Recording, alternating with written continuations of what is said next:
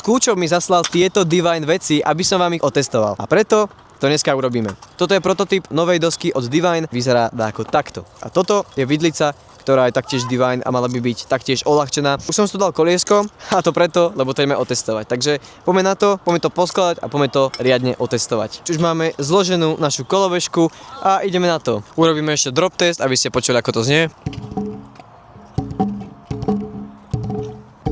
Takže toto bol drop test a teraz poďme na triky. Takže ako prvý trik, ako vždycky, musíme dať tail whip. Takže ideme na to. Bar spin. A teraz sa môžeme presunúť na tie ťažšie triky. Môžeme skúsiť ešte double whip na flete. A keďže ideme ťažšie triky, tak si na to dám už aj prilbu. Kickless. Ideme teraz. Kickless whip. Triple whip. Finger whip. Invert.